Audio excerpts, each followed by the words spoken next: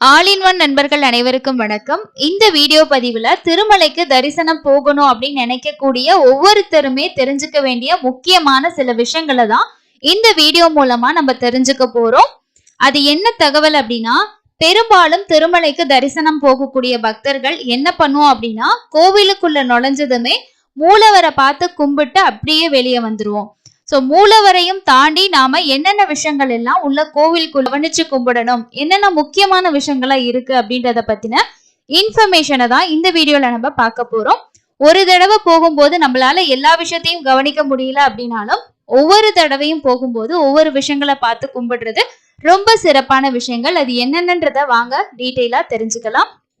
Q எல்லாம் முடிச்சுட்டு நம்ம மெயினா ஃபர்ஸ்ட் வரக்கூடிய இடம் இப்ப நீங்க பார்க்கக்கூடிய இந்த இடம் தான் மெயின் என்ட்ரன்ஸ். அதாவது இந்த இடத்த மகாத்வாரம் அப்படின்னு சொல்லுவாங்க. இந்த இடத்துல கீழே கொஞ்சமா தண்ணி ஓடும் கால் கழுவுறதுக்கு. அடிக்கடி போறவங்களுக்கு தெரிஞ்சிருக்கும், புதுசா போறவங்க நோட் பண்ணி பாருங்க. இந்த என்ட்ரன்ஸ் ஒரு 50 அடி உயரம் கொண்ட ஒரு கல்லால செய்யப்பட்ட ஒரு என்ட்ரன்ஸ். இது மகாத்வாரம் அப்படின்னு சொல்றாங்க.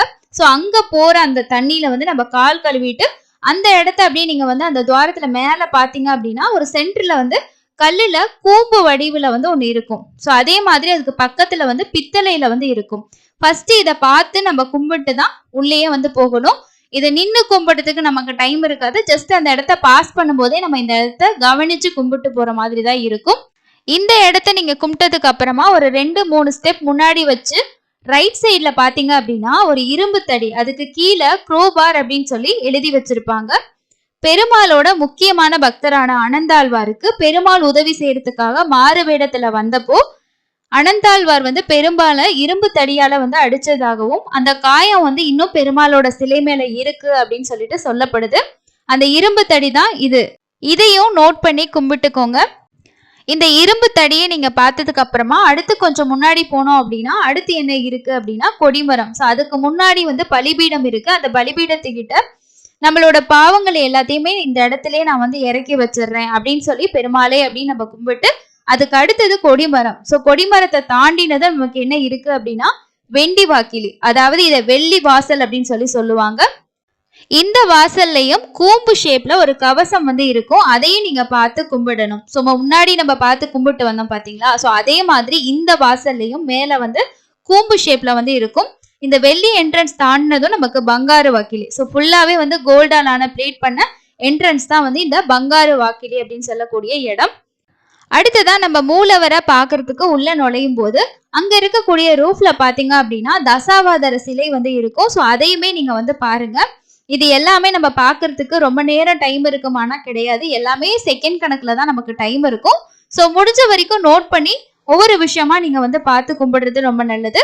அதுக்கு அடுத்தது நம்ம மூலவரை பார்ப்போம். அதுக்கு முன்னாடி சைட்ல ஜெயன் விஜயன் அப்படின்னு பெரிய சிலைகள் 2 சிலைகள் இருக்கும். அதையும் நீங்க கவனிச்சு பாருங்க. அடுத்ததான் நம்ம மூலவரை பார்த்து தரிசனம் செய்யும் போது உள்ள கருவறையில மூலவர் மட்டும்தான் இருக்க மாதிரி நமக்கு தெரியும். ஆனா அவருக்கு பக்கத்துல மற்ற சிலைகளும் இருக்கு.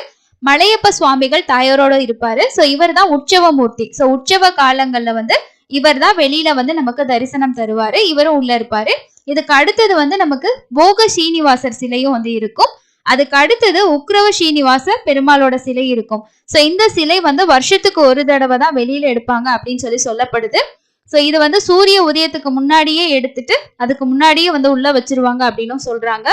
அதுக்கு அடுத்தது இருக்கக்கூடிய சிலை என்ன அப்படின்னா கொலுவ சீனிவாச மூர்த்தி, அவரும் அங்க இருப்பாரு. அதுக்கு அடுத்து கிருஷ்ணர், ருக்மணி, ராமர், சீதா, லக்ஷ்மணர் இவங்க எல்லாமே உள்ள இருப்பாங்க. இப்ப நான் சொன்ன எல்லா சிலைகளுமே அவருக்கு பக்கத்துல தான் இருக்கும். இருந்தாலும் நம்மளால எல்லாத்தையும் பார்க்க முடியாது. ரொம்ப டைம் கம்மியா இருக்கும். சில வேளைகள்ல நம்ம சுப்ரபாத சேவாவுக்கோ இல்லைன்னா விஐபி தரிசனம் இந்த மாதிரி ஒரு பொறுமையான தரிசனத்துல பார்க்கும்போது இது எல்லாத்தையும் கவனிக்க முடியும். சோ நீங்க நார்மல் தரிசனத்துல போனீங்கன்னாலும் ஒவ்வொரு தடவையும் முடிஞ்ச வரைக்கும் பக்கத்துல இருக்கக்கூடிய தெய்வங்களை கவனிக்க முடியுதா அப்படின்றத பாருங்க. மூலவரை கும்பிட்டு நம்ம வெளியில வந்ததுக்கு அப்புறமா லெஃப்ட் சைட்ல பாத்தீங்க அப்படின்னா வரதராஜ பெருமாள் இருப்பாரு. அவரையும் நம்ம கும்பிட்டுக்கணும். அதுக்கு அடுத்து ஆப்போசிட்ல தான் நமக்கு தீர்த்தம் கொடுப்பாங்க இல்லையா? சோ அந்த இடத்துல லெஃப்ட் சைட்ல பார்த்தோம் அப்படின்னா வக்குலா தேவி அப்படின்னு ஒரு சன்னதி மென்ஷன் பண்ணியிருக்கோம். சோ அந்த சன்னதியும் நம்ம கும்பிடணும். சோ இவங்க தான் பெருமாளோட தாயார். ஓகேங்களா? சோ அந்த சன்னதிக்கு ஆப்போசிட்ல ஒரு கிச்சன் இருக்கு. அதுக்கு பக்கத்துல தான் வந்து தங்கத்தால பிளேட்டிங் செய்யப்பட்ட கிணறு வந்து இருக்கு அப்படின்னு சொல்றாங்க. சோ இந்த கிணறு நம்மளால பார்க்க முடியாது. ஆனா இந்த வக்குலாதேவி சந்நிதி வந்து உங்களால கவனிக்க முடியும். சோ அதையும் நீங்க பார்த்து கும்பிட்டுக்கோங்க. அடுத்ததா நம்ம பிரகாரத்தை சுத்திட்டு விமான வெங்கடேஸ்வரர் இவரையும் நம்ம மிஸ் பண்ணாம கும்பிடணும்.